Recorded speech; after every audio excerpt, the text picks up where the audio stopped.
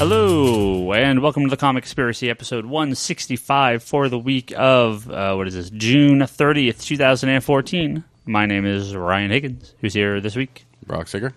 Omar. Bryce. Toby. And Charlie. Actually, Omar and Bryce are here. Yay, it's not just Toby making their voices up at the beginning of the episode. Well, it's so convincing when he does it. I know, I know. Full house here. What's going on, guys? Gosh, the BET Music Awards, fucking incredible. Oh. Iggy Azalea, just fucking thank you, Australia, for making that shit happen. She's got such a nice big ass. Or Atlanta. Okay, or that too.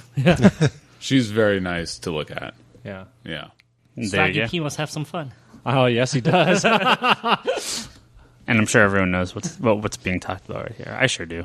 Yeah. So, Just do a new podcast where we just go off on random pop culture and isn't that this episode? Sports and other stuff. That's fine. People get it. Yeah. Bryce, you need to update everyone on the World Cup.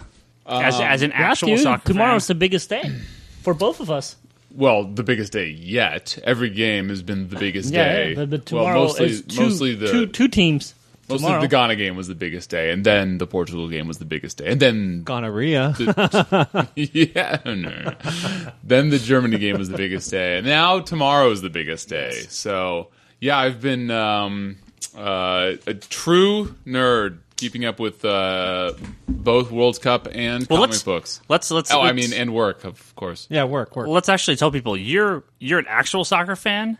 And you play soccer? So you guys actually, you guys might not even know this. Yeah, I you play never talk about this. 2 to 3 days a week, 2-3 nights a week, and not like with like 10-year-old girls either, like actual soccer.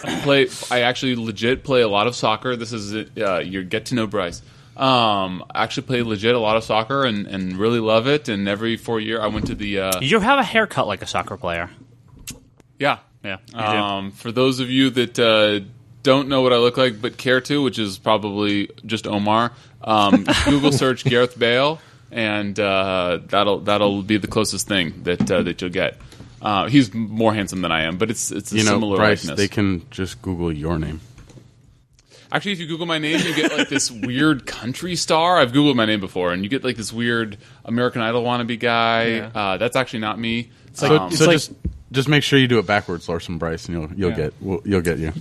Possibly. Anyway, so the World Cup is actually very exciting. I went to the World Cup in Germany in 2006, and I went to the World European Championship in Austria and Switzerland in 2008.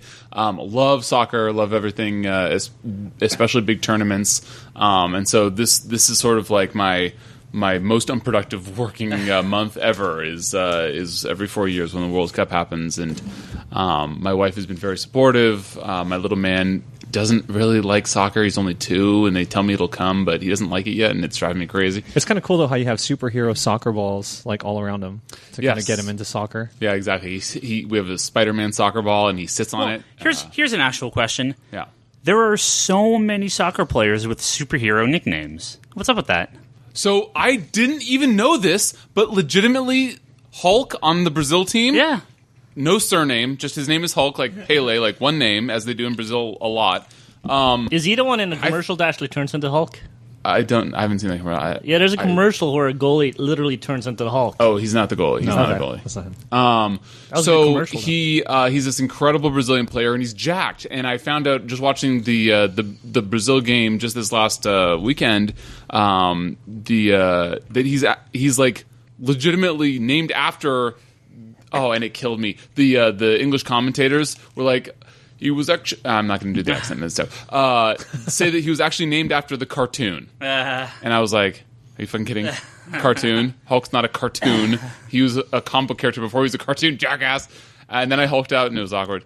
But no, I actually did not know that he was legitimately named after the Hulk. I thought it was always just some bad Portuguese translation for whatever, handsome gentleman or whatever it's supposed to translate to. But that was kind of cool.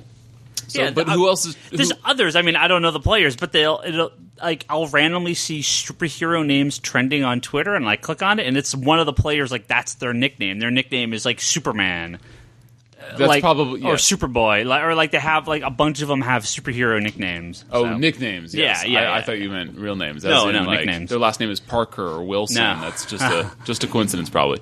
I don't know about that, but I'm not surprised at all because superheroes are very much favorable as a likeness for these incredible sports athletes that are heroes for their country, literally. It would be awesome if two of them were on the same team and they're named Victor and Shatterstar, and they made out for Pride Weekend. That would be incredible. That's a combination of a lot of jokes all in one. So. Yeah. Was that because I like X-Force or because I like Pride Weekend? That's me kind of shitting on your X-Men a little bit because I usually support it, but it's fun. You know what's incredible is Peter David's run in X Factor. Yeah. Yeah. Okay. He was great. Do you got some follow-up for that? No, I mean that was where the Richter Shatterstar thing came from. So why is tomorrow the biggest day?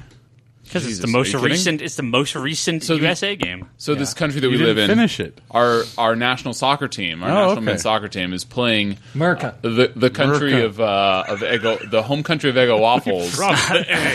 Wait, no, hold on, not Eggo waffles. What are those other waffles? The ones with the big Belgian waffles? Oh, that's right. We're playing Belgium.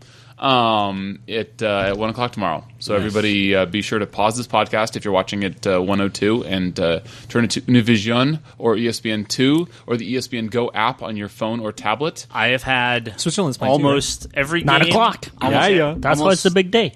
Almost every game streaming here at the store. So Yep. I'm sorry to say I've actually that- watched What? the tail end of some games. What? What you gotta say? Switzerland's in a little bit of trouble. What'll happen is that Argentina won't score until the 88th minute, and then Messi will score.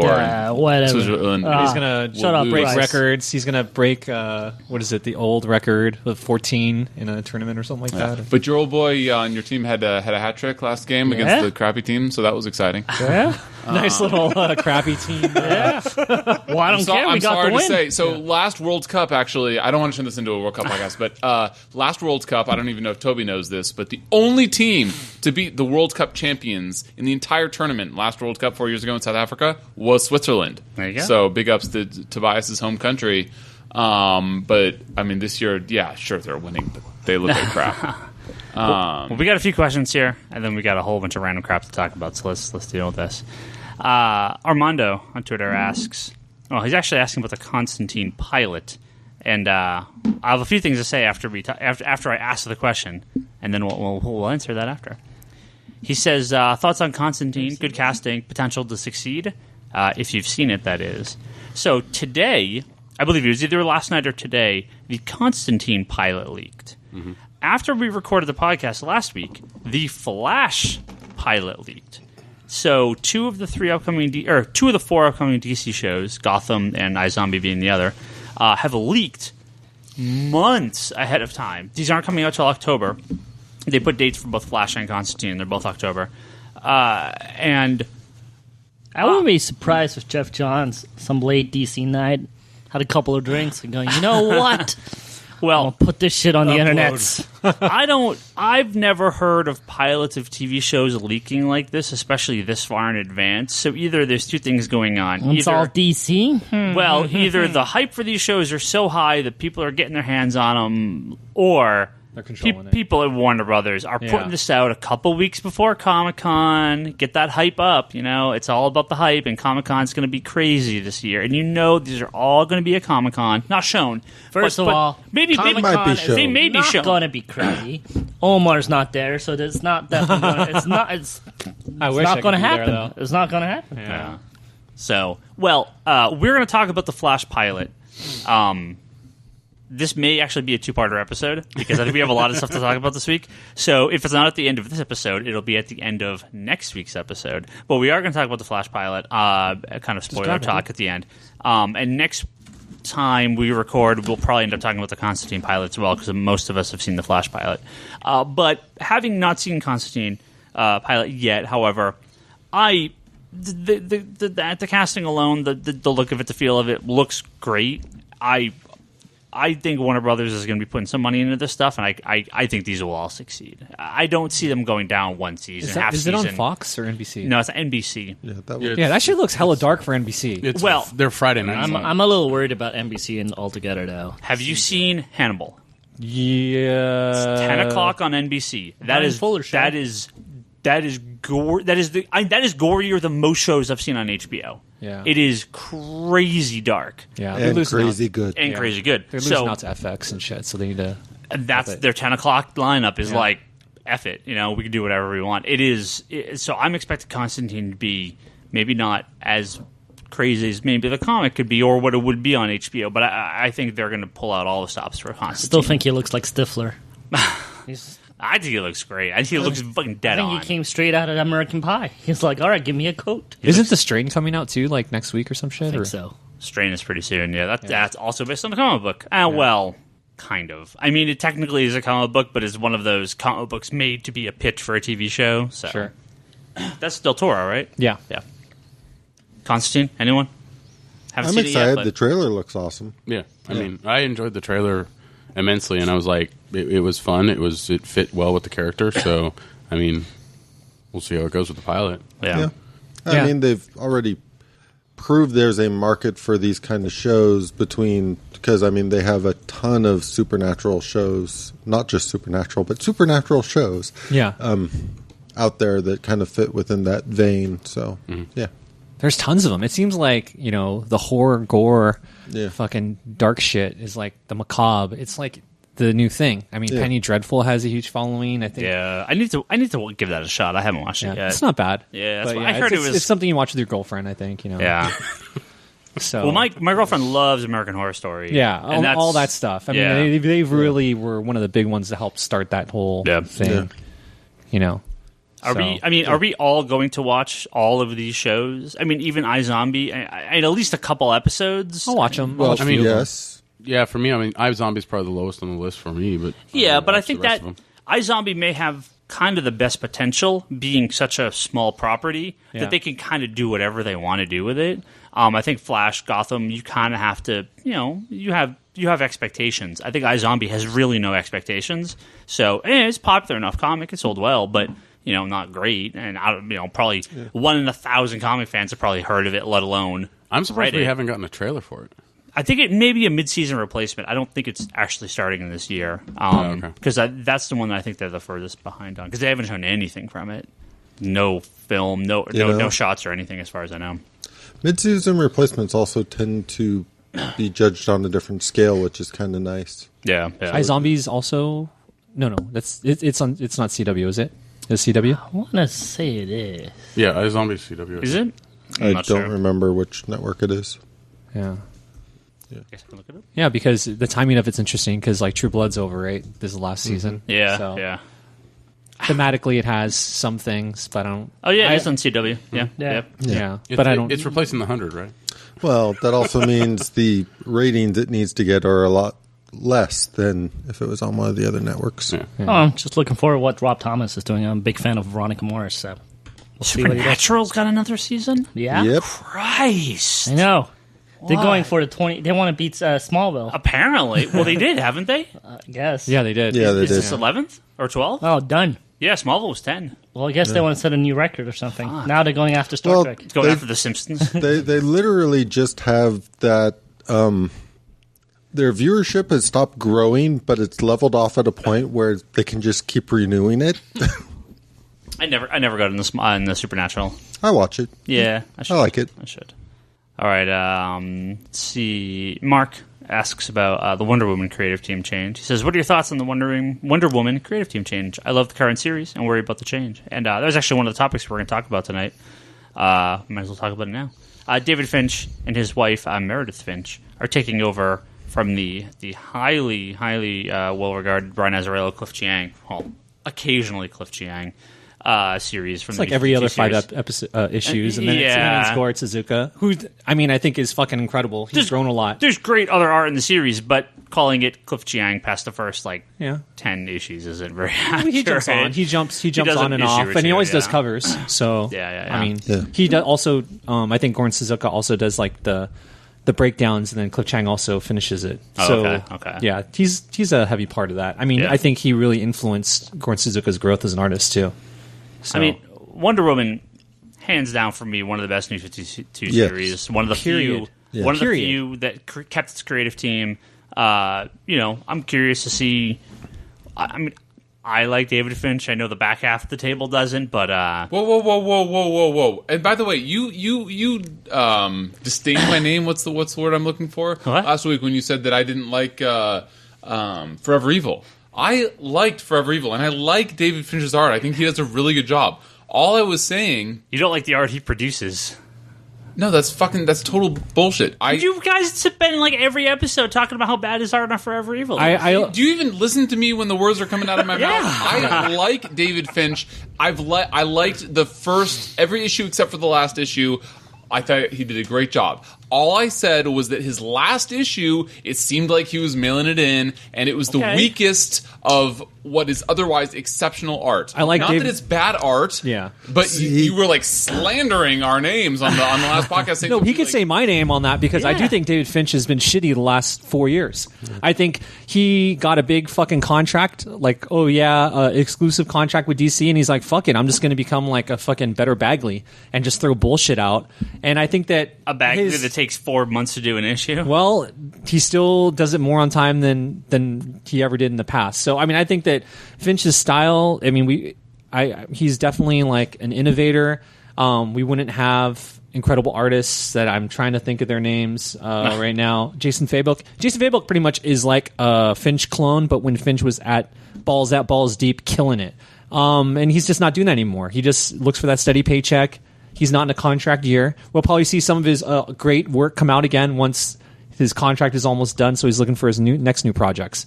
I think that Finch is awesome. He's hugely influential of a great artist of our time, but I think that his current shit it can't compare to what he did in the past. You know, he's not in his peak anymore. So I agree with that. Happens. Largely, that happens to writers. That happens to Sure, artists. Sure. Okay. You know? Well, it happens to everybody. Yeah. It happens to everybody in every profession, not even just artists and writers of comic books. Yeah. But what I'm saying, I mostly agree. But what I'm saying is that I still like the art in Forever Evil number. I think it was 6 was the last one, right? 7. Wait, 7. What? 7. Sorry, 7. Except that, I mean. Really, bro? It takes you 4 months to do that. It was the worst of all 7. No. It's just a damn shame that fucking. I didn't even think it was bad. I was just so disappointed, like, because he used to be so incredible. No. Well, going back to the topic of Wonder Woman changing the talent, I think all of us, 30? It's 30 issues in. It's almost like 3 years. 35 is 0. Oh man, So here, let me give you a little breakdown here of what's happening. So, Brian Azzarello has talked in the past that he's not like leaving the book. He's ending his story. He has a story arc and he's finishing it. Yeah. I mean, this has been it'll be a 35 issue story arc. I mean, this has been one continuous arc from start to finish. So, like a lot of the Vertigo stuff, and this is a very different take on what is traditionally a character with, like most superheroes, shorter arcs. So the reply here the talk here from David Finch. Let me see. What did they say? I had it here. Where is it? There's an article on, I guess it was on USA Today. The article states the new creative team will depart from Azzarello and Chiang's focus. Is it Chiang? I always say Chiang. Yeah. Because it's got that I in it.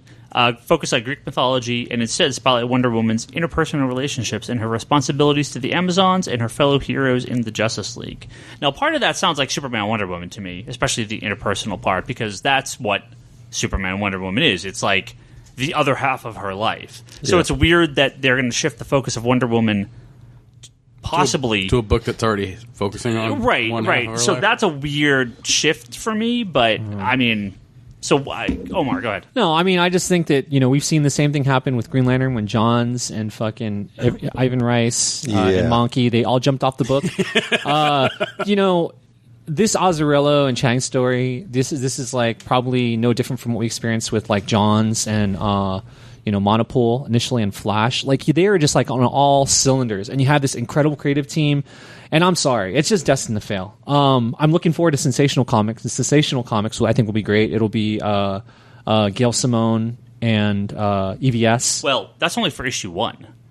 Well, no. Sensational is an anthology like The Adventures of Superman or Legend of the Dark Knight. I thought it was going to be like Eternal. No, no. They're digital first stories that are then translated to it's like print. National Comics. So, what? The National Comics that they That's did? cool. Whatever. I still got Superman, Wonder Woman. That's the Wonder Woman book for me to read. No. No. It's Sensational is Legend of the Dark Knight and Adventures of Superman having just been canceled too, are collections. Basically, what to do is there's 8 pages a week, one-shot story arcs. Okay. And those 8 pages are taken then halfway through the month and printed. So the first 2 issues come out digitally first, then the issues printed, and then issues 3 and 4 come out digitally like later. So they're kind of split up who gets what half first. So no, they're just doing an 8 issue story, an issue 1. Yeah. So I mean, I'll give it a chance. I'll read probably like the first 5 issues, but I'm not looking forward to it being something that I'm super excited about. Where Wonder Woman is just an awesome character, and I just love that DC is giving her so much justice, having like fucking Azrael. Azrael is like, he's one of the best writers out there, easily. He's like top 5. And to have Wonder Woman's name on that shit, and Cliff Chiang, he's just, again, one of my favorite artists. It's been easily one of the best books. It's been the favorite. It's been my top book ever since New 52.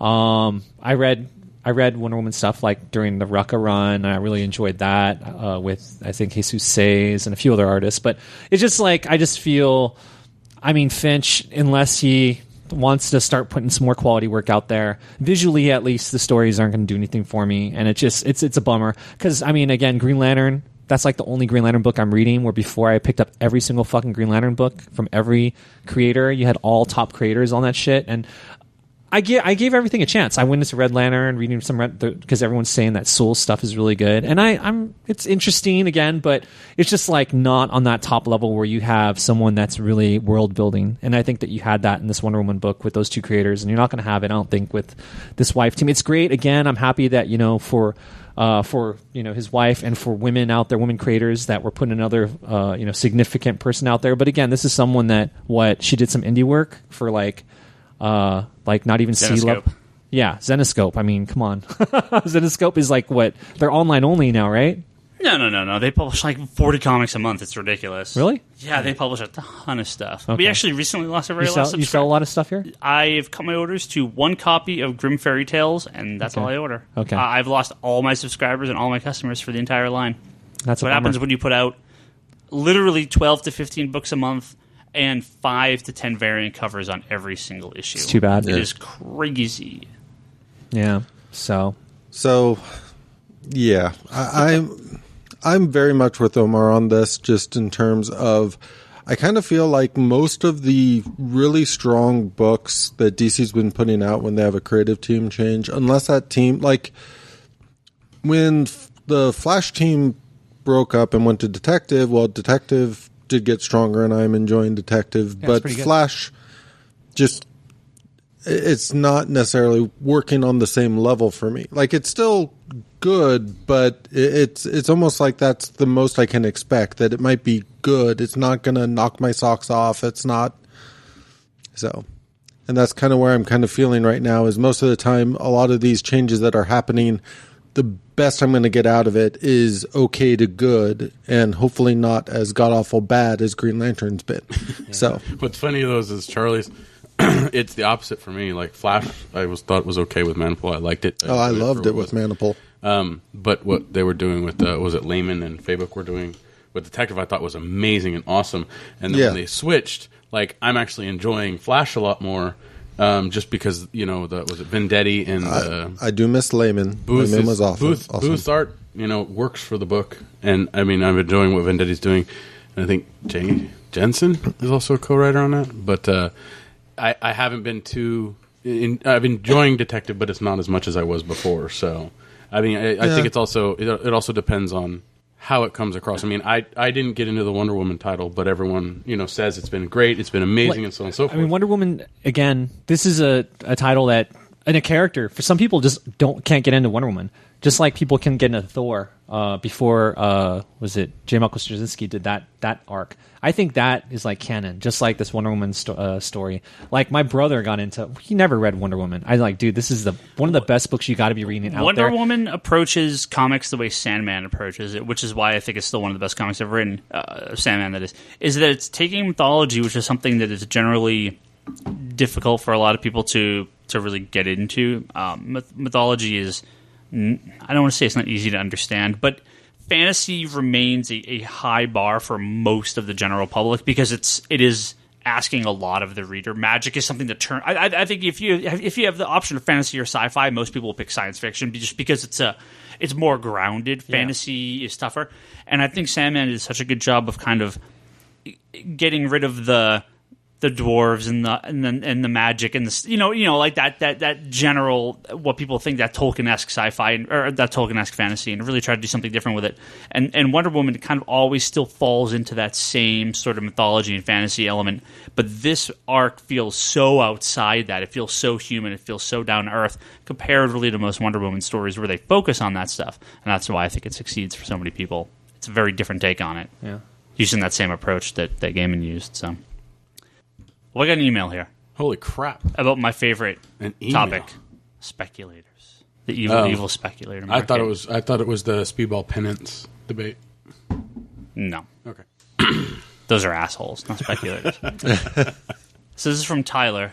Email is, what the hell? Hey guys, love the show. I went to my local comic shop when Robert Kirkman's new book, Outcast, came out. That was this past week. Yeah. Robert Kirkman's new horror comic. Because it looked interesting, and I'm a big Walking Dead / Robert Kirkman fan. I get there right away when they open, and thank God I did. I walked in, grabbed my copy from the shelf, and then right behind me comes this guy who just takes every last copy on the shelf. I was pissed. I know these people just go and sell them on eBay, and I doubt they even read or care about the books, but there has to be something you can do about this. If I was a shop employee, I wouldn't let him take all the copies. Anyway, what do you guys do about this at your shop? Anything you can do? Also, what did you think of Outcast if you've read it? Thanks, and keep up the great show. Real quick, I haven't read it yet. I got a copy in my stack. Thank God we did. I haven't read it yet. Because we sold out. I did. There's still one in the store. It's on hold for somebody who's supposed to be in tomorrow at lunch. Oh, okay. So I put one back on the shelf because somebody didn't take it in their box, so I got to read it and then put it on the shelf. Charlie's copy. So I actually was kind of bitching about this a little bit over the weekend on Twitter because we had this exact same thing happen. Not every copy, but and it depends. It sounds like he went in Wednesday morning about this. If someone tried to bring up an entire stack of comics to me on Wednesday morning, I would kick them out of the store and ban them from the shop forever. Because fuck those people in the fucking face, okay? Because fuck, that's a bunch of goddamn bullshit.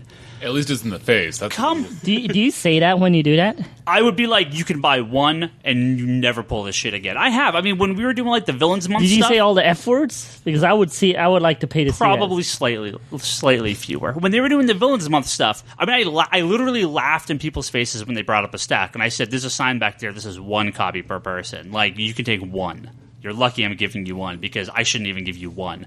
I want these." I mean, I had people in line that I knew were speculators, and I was talking to the people in front of them. I'm like, I hate these fucking speculators that come here and just want to flip this shit on eBay. They're the scums of the earth, and I never want them in my shop again. And I'm talking, and the guy right behind him, I know is a guy named Speculator because I see these guys everywhere. Fuck these guys, and I'm a condescending prick, so it's fine. No, you're kind of nice. When they come up, you're a pretty nice guy. When they come up, when they He's come still up, letting them buy one. when they come up, I take their money. Right? I'm not that much of an asshole. But so we had a guy come in over the weekend, and he's like, "Can I buy multiple copies of a book?" And I'm like, "Well, at this point, people have had their chance to come in and get the stuff, so I'm less caring past the first couple days." And I let the guy buy a handful of Outcast. Number one, and the entire time he's buying it, I'm talking to him, being like, "Yeah, it's cool that people are getting, double cover on eBay now, but that's a lot of work to drive around to list this on eBay." And I just looked up. There's 300 some odd listed on eBay, and most of these are stacks of 10. Yeah, the ones that have sold are selling for $6-7. You're paying $4 for the comic. You're paying maybe for a bag and board. You're paying tax. You're driving around. You're paying eBay fees. You're paying PayPal fees. You're not making any money. Sure, Wednesday people were selling them for $15, but now it's started to drop down to $6-7. There's so many of them on eBay. They're worthless. I mean, this happened with Southern Bastards #1. I looked on eBay and people were like, "Well, they're selling for $15. I put it on the wall for $15. Now they're cover price, so I'm going to pull it off the wall and put it back on the shelf so someone can have a first print." It's like this happens all the time, especially with a Kirkman book. So to answer his question, sure, shops can limit it to one. They can kick the guy out. They could sell all they want. I mean, I think it's a dick move if you sell all your books the first day to one asshole right at opening. That's terrible. No shop should do that. The worst is when the shop speculates themselves. I had the guy ask me. He goes, "Oh, do you have more copies in the back?" And I think Marshall was here too, and he's like, no. Someone else was here. I can't remember who was here. They're like, no, we sell our comics. Like, that's stupid. Again, if something's on the wall and just sitting there from a few months ago, and suddenly I look and it's like, oh, this is going for like $20 on eBay, I'll pull it off the shelf at that point. But if it's like week of, I limit to one. I want people to come in and get everything they can.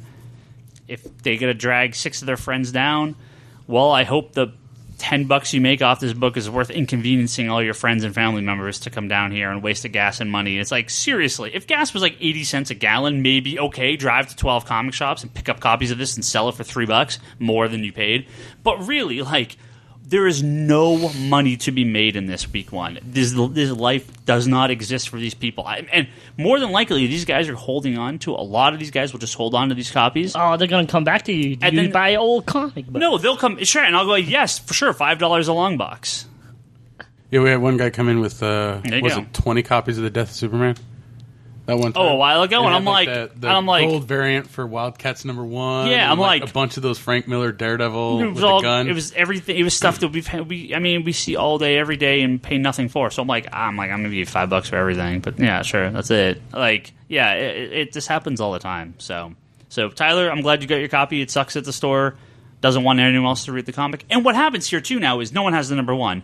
So who the hell is going to buy #2? Right? It completely cuts the legs off of your store.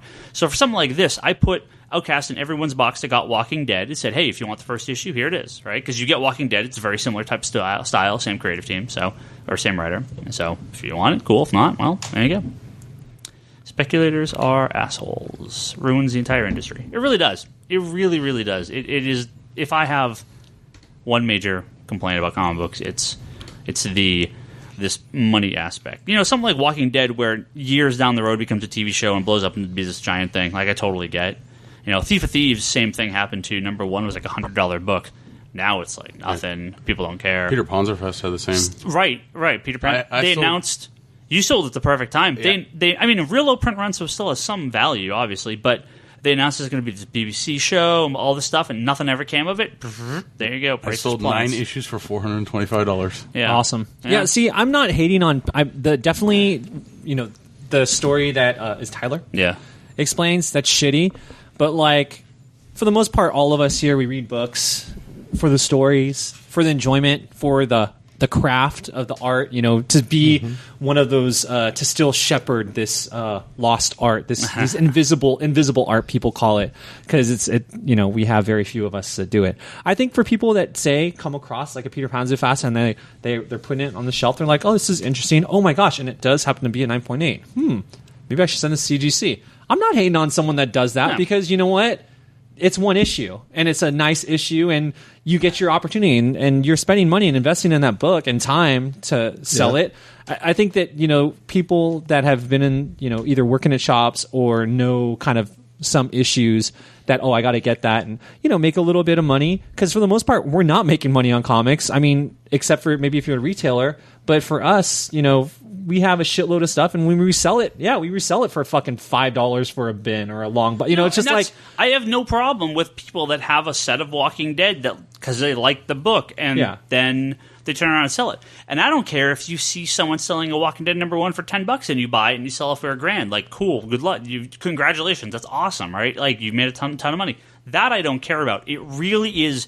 Day one speculation is one of the biggest things that killed the industry in the 90s, put Marvel into bankruptcy, almost destroyed every comic shop in the country. 80% of the comic stores in the country went out of business within like a 2 or 3 year period. Well, it was also the retailers that didn't, you know, that felt like, hey, I'm protected, I'm going to buy all these fucking #1s and sell out, and we're going to have 1 million copies sold. Right. That's bullshit. No, it is. I mean, it's the retailers. It's not just one person. No, the retailers are to blame as well. And they, you know, and that's why you see stores that survive that stuff or kind of birthed out of it like we were that are still around, that obviously grew from that experience and learned. And, you know, if you got caught doing it, you deserve to go out of business because you know, that's business 101. I mean, retailing 101 is dead stock, will kill you instantly. So, yeah.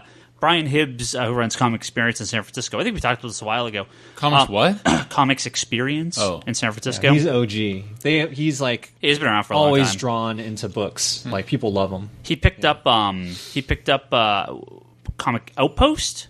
Yeah. Was that the one after Gary's they went out shop. of business? Gary's shop. Right. Did you hear like all kind of the backstory? I read that tilting at the windmills. Yeah, he article. had this big article on tilting at windmills where there was basically like a whole other shop of shit in the back that never got sold. That like there was so much speculator stuff going on there that there was just so much crap that they were doing. There was nothing they could do about it. That's and like they had so much money dumped into this. Yeah, but that wasn't Gary's fault. I think Gary, he was still kind of like the face and also the guy that had the relationships with people at the shop. Because I regularly went to Gary along with Brian's shop, because obviously I was in the city, worked for a university, so I have some time on my hands if I can cruise around a little bit.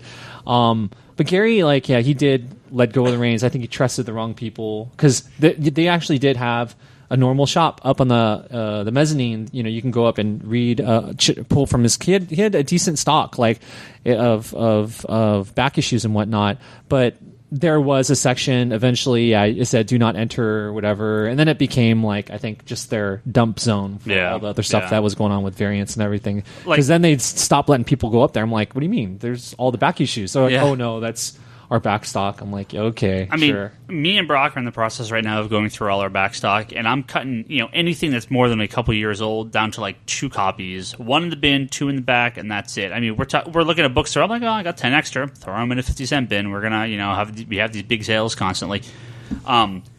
These days when I pull 2 extra copies off a shelf, I'm like, okay, well, that's 2 for the bin, 1 for the bin, maybe. When I pull 4 or 5, I'm like, fuck, I fucked up this order. I have 3 extra copies than I wanted. That is how, I don't want to say how tight it has to be, but that's how tight it should be, for a lot of these stores, and for myself included. This extra stock will kill you. It is if you overordered Walking Dead #1, congratulations, you're a millionaire. All right, if you got a long box of Walking Dead #1s, but then you flood the market, and but still, you'll make some good cash. But that is literally 1 book out of millions. It just doesn't happen. So it's we're already starting to get stuff. You're already starting to see stuff cycle through from even Marvel Now's start. With, Uncanny Avengers and all that stuff. We're deep into Marvel now, and the first wave and all the New 52 stuff, and I'm cycling through some of that stuff where I'm like, we ordered high on all the New 52 #1s, and a lot of them, sold amazingly well, but some of them, I've got 30 or 40 copies of Action Comics #1 in the back, and I'll cut that down to 5, and the rest. But we sold 150, so it's well, it worked out. Sure. We made our money, but it's done. So now, when I was at Legends, I would let people buy 2 at least. Just because that's kind of where I came from. If I like a book, I usually get 2. I like the cover. The people I know, if they want to grab a second one, because I know some of the people are collecting 2 because they want to get 1 signed. It's sure. You kind of know when the guy is trying to flip it, or if the guy is a fan and it's I'm putting 1 in my collection, the other one I'm putting on the wall. Well, and the thing with Outcast #1, it is going to be the #1 selling comic of the month because Image has this new returnability program that basically allows, for any of their #1s, if you order X, they're fully returnable.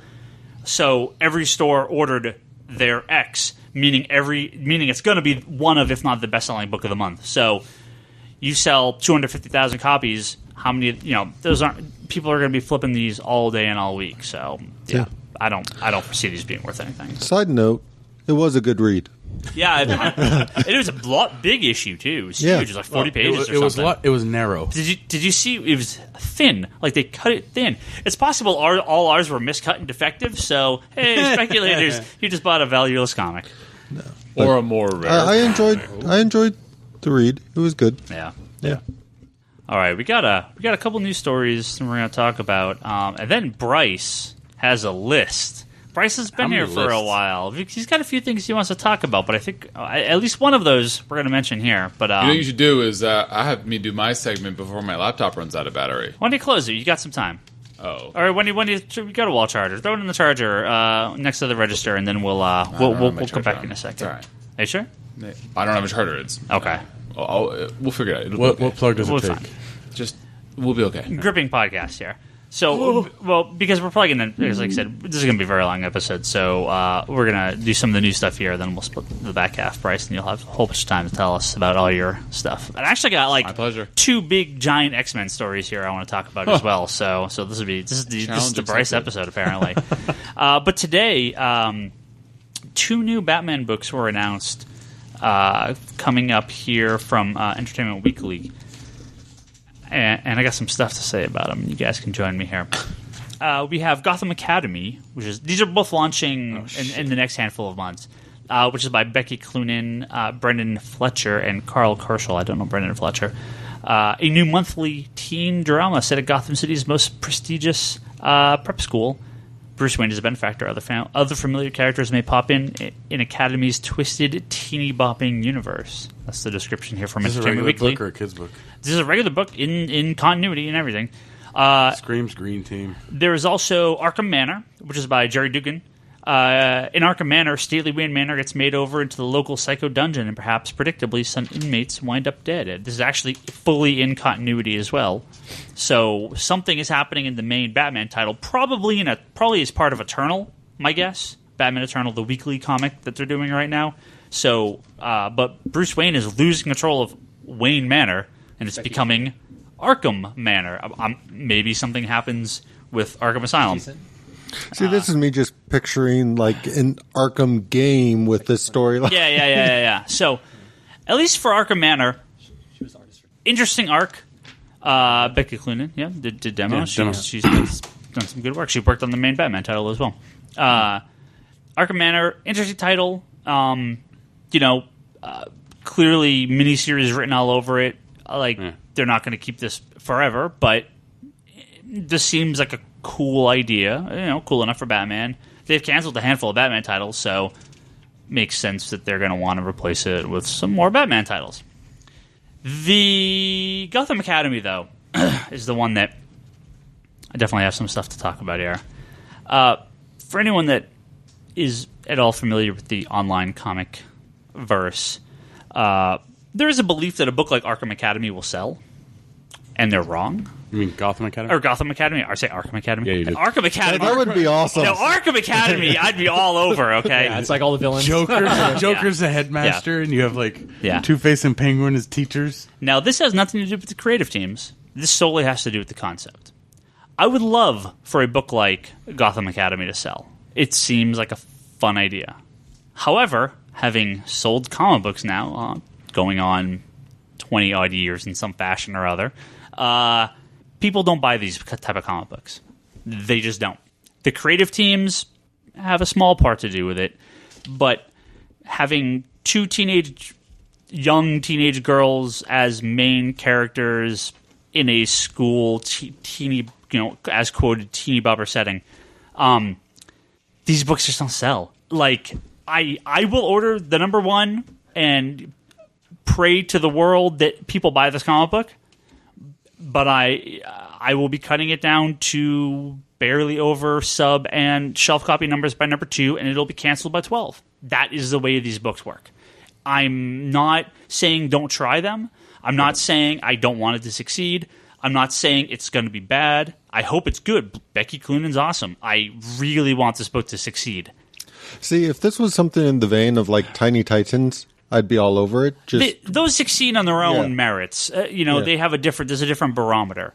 An in-continuity DC title with this pitch, Runaways succeeded under Brian K. Vaughan, and then after that, Joss Whedon, and then completely died because people don't actually care about those characters.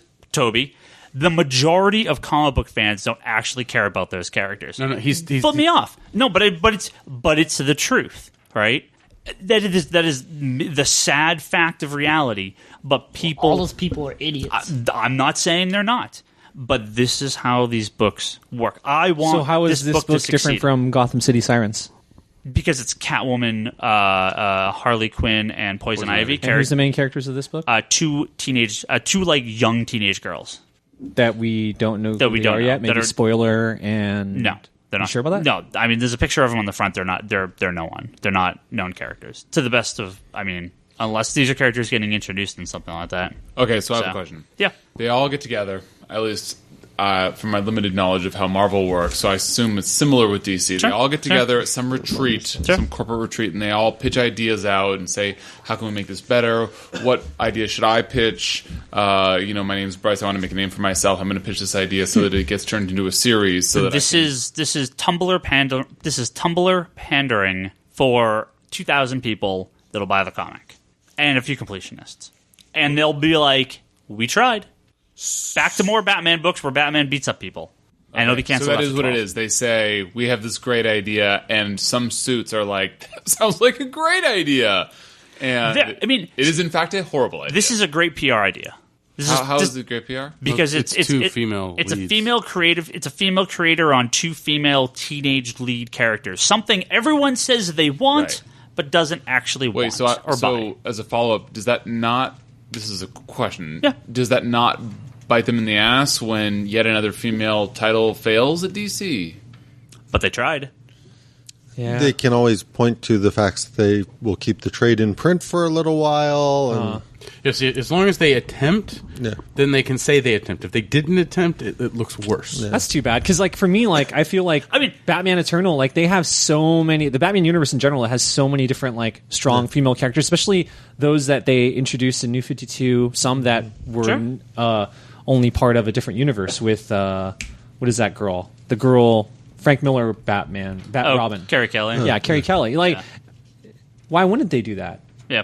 That's interesting. So, like, we could all be laughing at me in 6 months when this is like still a top 10 seller, and this unprecedented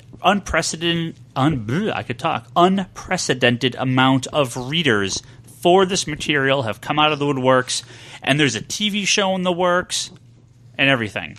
Which actually is very possible. It's very possible that this is because there's a TV show in the It's works impossible. with this It is with this impossible. exact same idea. No, it is This impossible. shit would work on TV or as a cartoon. As a comic book, very tough sell. That sentence works for every book on your shelf. But we've actually been told that this actually doesn't work for cartoons because it's about girls, and girls don't watch cartoons according to Hollywood. because they don't buy toys. Right. I don't know if it has the right hook, like Morning Glories and whatnot. It might work, but Yeah, sure. In general, it does not really Yeah, sound like it would. So, yeah, this, you know, They wish they'd just bring Gotham Central back. that's a great title. I would love Gotham Central to come back. So, you know, I Renee Montoya. Ugh. Wait, but that's female led. Why didn't? Oh, I'm sorry. You said Gotham Central, not Gotham Sirens. Yeah. Gotham Central was Renee Montoya. Yeah, she's Okay, a awesome. I didn't read it, but that's Well, it was awesome to hear. what I'm saying is that why don't they Group, but why don't yeah. they keep building that mythology and that title? I mean, that's female led. Why wouldn't you do that? Gotham Central? Or Gotham City Sirens. Those both sound way don't more know. attractive I don't know. than these no names don't running. So, like I said, you know, I want this book to succeed. It may sound like I don't. I do. I want new readers. Every company wants new readers. We all want these type of things to succeed. We want these to bring in a new group. And I'm sure this will be 1,000 people's favorite comic when it comes out. The problem is DC doesn't publish comics for 1,000 people. They publish it for 20 or 30 or 50 or 100,000 people. And this is just the reality of comic books. So it's going to be great. It's going to try. It's going to have a ton of promotion behind issue 1. And And then the speculators are going to come in and clean you out. And So, Well, I think that this is not a title that's going to catapult a lot of people into reading comic books. yeah. I mean, all it needs it's great is a to couple. get new readership, Sure, but sure. I mean, this isn't like a fast track like other titles are. Yeah. That have a larger effect. Like, you know, I mean, a lot of people who read Walking Dead are now branching out and reading more. People who've come in and read something like Preacher are now branching out and realizing that nothing is as good as Preacher, but they're still enjoying the ride. Yeah. I mean, if you look at what Marvel, DC Teen Titans has a legacy behind it, so that's the name that'll sell. Marvel's tried with former version, more recent version of the New Mutants that have succeeded in some fashion. They've tried with Avengers Academy, but at least those have superpowers. They have characters, at least some characters people know. This feels like Morning Glories. I mean, it is about two non-powered kids having crazy crap, crazy random stuff happen to them throughout Gotham City. It doesn't feel like a superhero comic, and that is, again, it is a great idea, and I really hope this book succeeds, but I've seen this happen too many times, and I know how this ends hopefully it's smart, it's done well, and done smart in a way where it's kind of like... Sure. With Secret Warriors, you have all these like new recruits for S.H.I.E.L.D. that are all kids of villains. Like something like that, where you can have potentially some mob boss's kid that's in there that has some old ties to Gotham, because that would be smart. Now, would this be better? Would this be better suited as if it was like Gotham U? Like it was somebody who was attending Gotham University? Like they were coming into Gotham University as a new freshman, and all this stuff, and then the story of how, the weird shit happens to them while they're attending Gotham University. If you guys want that story, go read Deadly Class. It's fucking awesome. Deadly Class is really good. Yeah. I'm a couple behind, but I like super fun. And it's 80s. So it is incredible to me that this story isn't more like Deadly Class or like Secret Warriors. Secret Warriors was great. It might there's be. So I was about to say. We don't exactly. Other than We're like speculating right now. other than a cover shot here, By the way, we we've don't. already given this title way more time than it deserves on your Fucking hate podcast. speculators. I do. I know. Well, here, let's talk about something that deserves some time. X-Men? What's up with Cable? Oh, so go ahead. I have plenty to say. It's shocking. Charlie, you read the most recent Yes, X-Force? yes, Okay, I did. so let me start by saying this. Okay, I'll go ahead if you Cy want. Spurrier is really bad. Dude, okay? Did I post that on Facebook? Mostly correct? Or did you read my mind? No. 'Cause one of the two happened. Yeah. So X-Men Legacy was a terrible, terrible comic book. Incredibly bad. I tried. I'm surprised it went for 24 actual issues. I really tried. And X-Force #1, well, I've talked about it. We've all talked about it. Omar has been a huge fan of every version of X-Force in the last couple of years. yeah. This new X-Force, I read issue 1, and I was like 8 pages in, and I'm like, nope. That's not Cable, that's Solid Snake. This is bad. Like, un-effing friggin' readable. So I gave up. So I have no idea what's going on. All I know is there's some shit with Cable. Cable lovers. Let me have it. Yeah, I'll let you have so it. now Cable's just Xeroxes, is the way I look at it. They're all LMDs. Well, No, that was the worst article ever. The LMD comparison. Because he's not at all like LMDs. Especially, dude. So Can we talk about Original Sin? So if you've read we'll get to Original Sin. If you've read the first 5 issues, give me the setup here and what's going on with Cable. So the original Cable is basically in stasis at this point. Original from when? Like From Toby's Messiah. what's her name? Orphan Black. Sarah. What's her name? Sarah. Is it Cable from Messiah she's Complex? Messiah War. Shit, man. But basically, it sounds like not the original. It doesn't since matter. the end of the Orphan Black previous X-Force series, at least that's the impression I got. The Cable from the previous X-Force series, who was dying, basically got thrown into stasis. No. This is. Let me give you some knowledge. Okay. No, just Drop it. Drop that knowledge. Who's a bigger Okay, Cable come on. fan? Oh! Battle. Round 1, This fight. this is tongue in cheek. What's really happening is that Cy Spurrier he's an incredible idiot. Like everything that he's writing now is going to get retconned, and that's why I cut you off as if this doesn't matter, because it doesn't matter, because what's happening is that So you're not telling me that's not what they're saying. You're just saying that it doesn't matter Yes, that that's what they're saying. Exactly. That's exactly what I'm saying. This is what happens when you're a super fan of like a character and the story sucks. You're like, no, this is retcon. No, and I'm only saying that because my biggest problem with comics, and I hope a lot of people's problem with comics, is when they make these left turns with these characters that have been building establishment for in this case decades, and so all of a sudden, he was Strife was a clone, and it was always ambiguous, and it was all so many X-Men have problems with what is really their power? It's kind of whatever they need it to be, and that's the whole joke. And I mean, it just makes it even worse when he goes off the deep end and he makes Cable. Oh yeah, no, he was ambiguous before. Well, now he's even more ambiguous. It's such a ridiculous thing, and the story is just terribly written. Okay, can we actually explain what's been written at this point? So yes, please continue with what's been written. But what I'm saying is that it is poorly written, and that it is going to be very easily, if it's retconned or if it's just ignored. I'm guessing eventually it will just be ignored when they move on to the next series. But basically what was happening is they set up the fact that Cable was dying because of those future premonitions he was getting and whatnot. And what they've basically done is they've put Cable into stasis so he will no longer be dying, and they're uploading his knowledge into clone bodies, which are disposable, basically. And that way, they can kill Cable as many times as they want because they just take the stasis version out for a few seconds, sync up the memories, create a new clone, put the memories in there, and he goes off and running again. So I have a question. Does he still have the toy claw arm? Oh, how bad is that? I feel like I'm at miniature golf land with that arm. But wouldn't the clone not have any knowledge of recent events? Wouldn't he? Is he only cloned from that last? The way they make it sound or does he keep like uploading or something? They're basically recording Cable's experiences or whatever, so they can upload the experiences into the original and then download a complete memory into it's like Google backup, right? Just Cable was literally created when like cable television and internet was like the future. I mean, really. They need a new X-Men character or X-related character that's called Cloud. Yeah, Cloud. Cable doesn't need wires no more. Exactly. So, look, yes, everything that Charlie's saying is correct. It is complete horseshit. It is so poorly written, and the story is bad. And what have they done to Marrow? She was already a bad character, and Phantom X is already borderline, and you're making him worse. And Betsy Braddock in the past couple of years has just been going downhill big time. So with Phantom X though, is he having relations with Eva?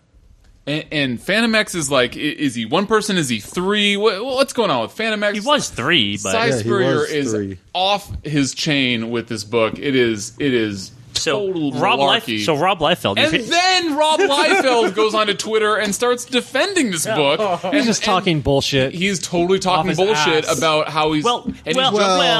So the original, this is real. Okay, so Rob Liefeld goes on Twitter. I was going there and says that he's love that they are doing my original concept of Cable. Circa New Mutants 100, I told editor Bob Harris that Strife was the original and Cable is an army of clones. He was mortified and said no. Was told fans would reject Cable if he was a clone. I argued that he would be more sympathetic. Shot down, and here we are. Now, this was the original. I mean, this was rumored back in the day. The original story when this first came out, there was all the talk that Strife. I mean, he comes out and says, "I am the original Cable" and all that stuff. So they put that in there, but like the Clone Saga stuff, they flipped it at the end, and you find out that no, Cable is the original and Clone is the. Strife is the clone. Didn't write back then. He was like, yeah, sure, he may have had some co-creating with Nicasia, but Nicasia, whatever the fuck his name is. Sure. But come on, man, that's just him. Right. But this was, he's at least partially true. That originally, yes, this was the story when Strife came around. I'm not arguing that this was the story and that this wasn't originally the case. My problem is when. But this story and his story don't line up. They're not the same story at all. So first of all, that, and second of all, when they establish a character for now, it's been. I mean, has it been 20 years? I think it's been 20 years at least. Oh yeah, it's had and they've been. Yeah, it was always ambiguous. It was always a gray area. But all of a sudden, this crappy selling book comes out with a crappy story, and they're trying to shoehorn in... I hate shoehorning. And they're trying to shoehorn in this, like, oh, no, this is actually... Thank God Simon Spurrier came along, because this is actually what I've been trying to say about Cable this whole time. It's like, what? You've been developing him in this totally, like left lane direction, then all of a sudden you want to make a right turn. What... Cable deserves better. Make up your mind. I think he deserves better. What are you doing with this character? Like, write good stories about him. Don't just change Cable everything about his past. 24 years old, so 1990. Yep. 24. You should go party with Cable. Yes, that would be awesome. He couldn't hang. Old enough to go to bars. Well, no, he can hang with the old arm, not the new arm. Anyway, so it's a terrible book, and I hate that they're shoehorning in this new direction just to like make headlines. And I understand you have to do that because you have to sell more copies. But Liefeld jumping on the bandwagon about how finally they're coming around. It's like this is just ridiculous pandering. And I'm more annoyed for what they did with Hope. Or did you not actually read the issue? No, I read the issue, but I read a lot of shit that's refresh everybody that doesn't read the book. She's hiding out in like the computer system. In Meme. Oh, that is even worse. I can't even talk about Hope except that she's a more recent character and not as established as Cable. So like, what are they doing with her? So, oh my God, there is the stupidest new character that he's created called Meme. Her name is Meme, which is like, oh my God, this is worse than a character. I can't has lame character. And I like her power is to like take over technology, but she's not even a physical being. Well, there is your Cable for the 21st century, right? Well, it's a character. Except that she's not as cool. Any event, so Meme was a character they introduced who, I believe the physical body of Meme died, but they thought I'm trying to remember exactly. Did she even ever have a physical body, or was she just yeah. host for Meme? Either way, Meme exists purely like from an electronic level at this point. She a Morlock? And no, she's a new mutant because they always find new mutants when Simon Spurrier has no good story ideas. Let's just make up another mutant. Apparently, there's a character named Mimi, which is how you spell meme, which is killed by X-Man Jean Grey. He was a Morlock. He's like a big guy with a bunch of little guys on him. Okay. Well, hijacking. Different one. And he first appeared in X-Men 292 and died in X-Men 292. Anyway, Charlie. Any event. So all this time they've been kind of working with this character named Meme that's doing all sort of computer hacking for him and whatnot. And they revealed at the end of this issue that Hope basically copied Meme's powers. So while Hope's in a coma, she's pretending to be Meme.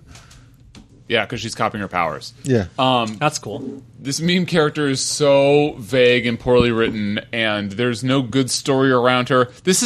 We've already taken more time in the pot. I have a list of X books that are all better than this book. It is incredible that we've taken this much time to talk about Simon Spurrier's X-Force, because it is... You know he's doing that on purpose, right? It is not We'll get to it. He just wants to see you continually get unraveled. It is not one of the top 7 of Bryce's semi-annual X books on that list. But so yes, we've already taken too much time.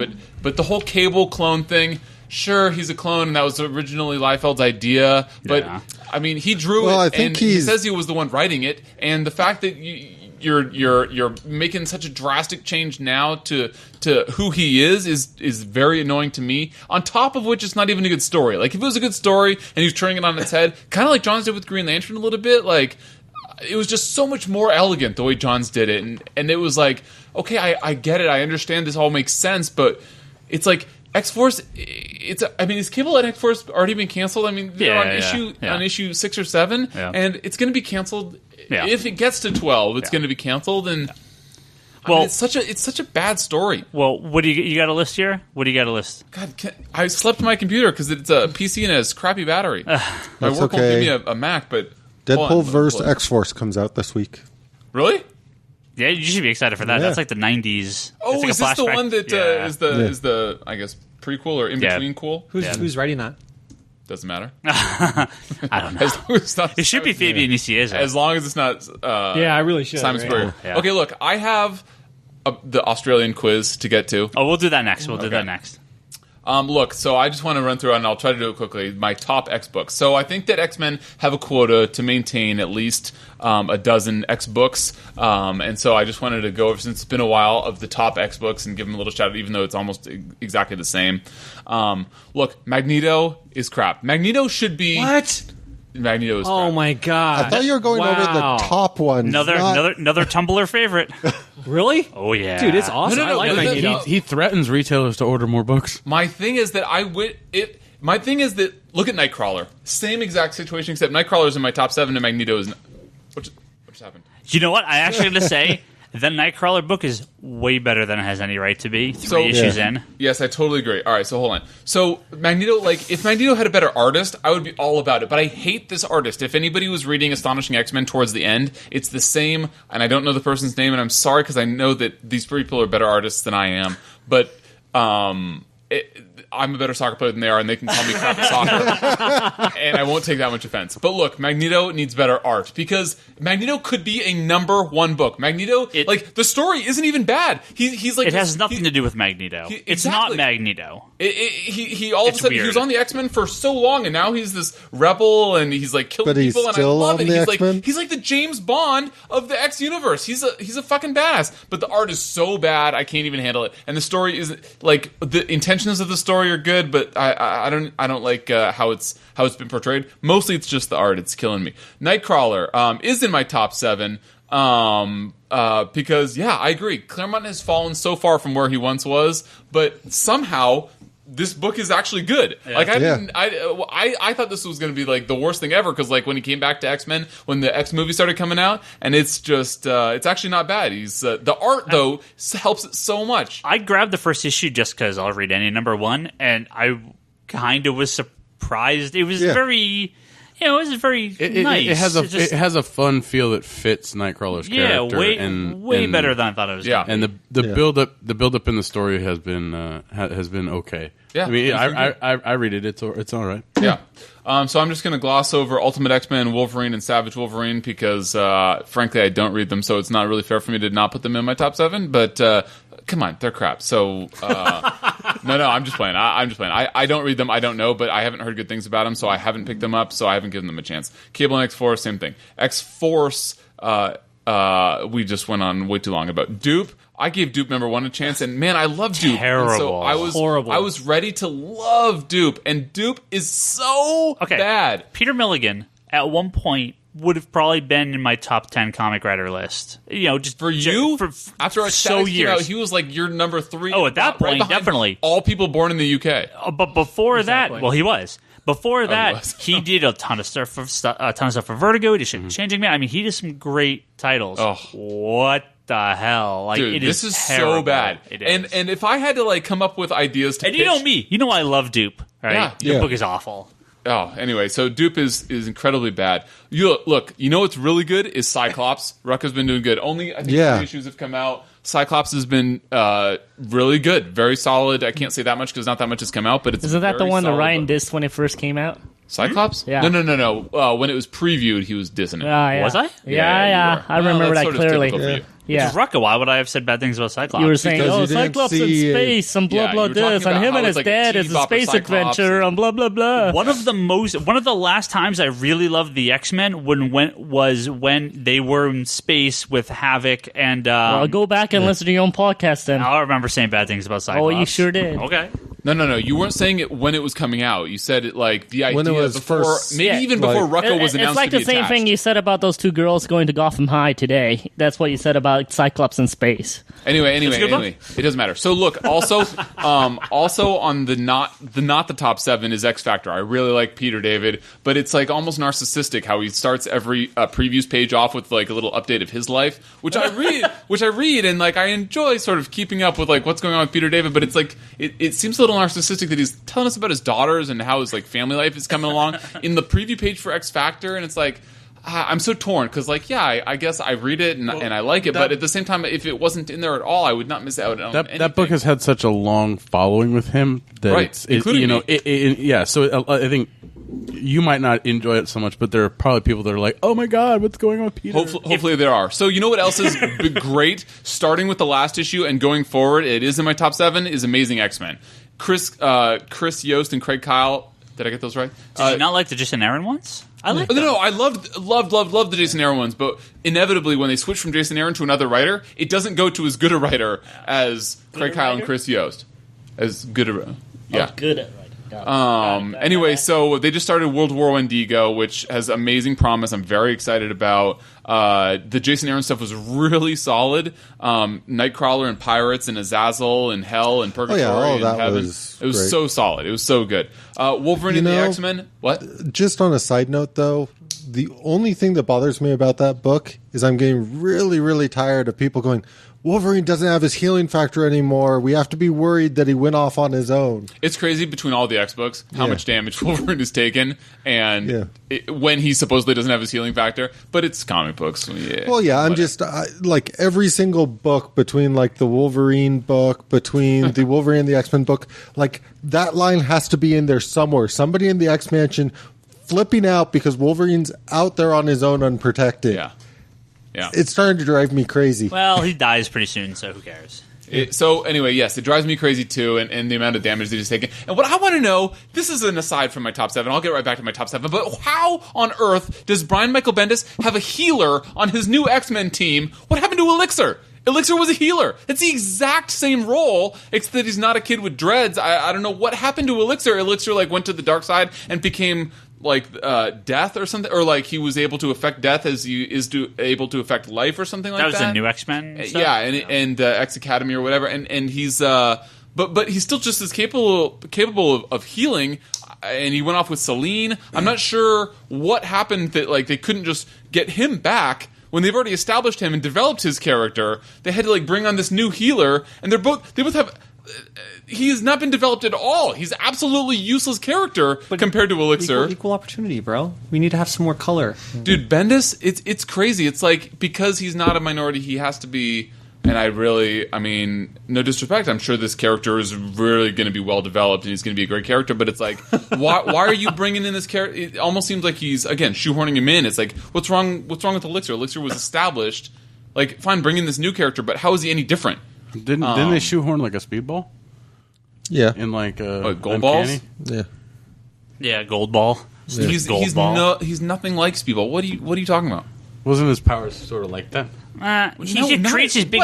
He creates his big. I love how giant, he smile. I love Brock smiling. I'm looking over. He at creates his Ryan. big giant gold balls and then does nothing with them. And, Yeah, he's fucking he does useless. nothing with them. That sounds like more like Mr. Terrific. So anyway, all right. So How many more are on your list? How many more are well, on your if you've list? been counting, only 3. Okay. So the last 2 of the Nobody's 3 been are the last 3. Frankly, are the same as last semi-annual Bryce's top 7. Are the 2 Bendis ones? Uncanny X-Men and All New X-Men have been great. There's not a lot for me to say there.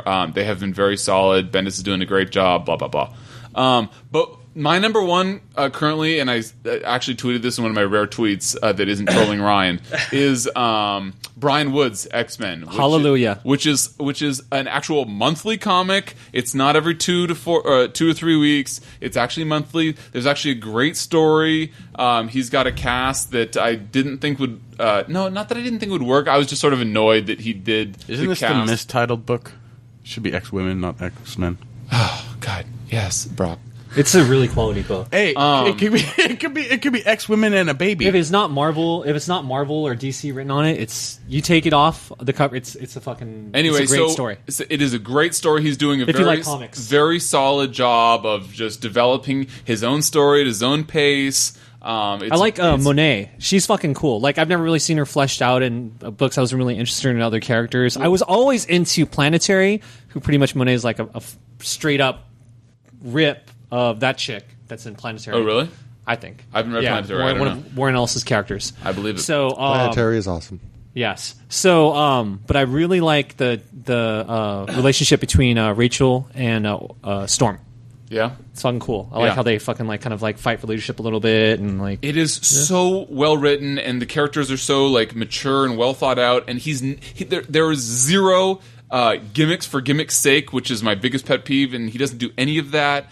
So anyway, so that's a book that if you guys are looking for an X book, I mean it's only a year in or a year and a half in, and it's a year and a half in terms of issues. So. Yeah, I would say check that out. I didn't talk about Wolverine and the X-Men. I'm sorry. That one from Jason Aaron to Jason Latour. it's good. It's been very good. That's also in my top 7. I thought that would tank when it went away from Jason Aaron. It's all right. It is so good, and I have a later segment on Marvel's up and coming artists that I love. That I don't even know the dude's name, but. He's Ashrar. What is his name? I'll get to his name later. Mahmoud Asrar. He was awesome. He used to be a DC artist. He's been around Really? for a while. Okay, Yeah. so not following DC as much, I don't know as Yeah. well, but he's doing great. There's like this like Phoenix Clan from the future that's coming back.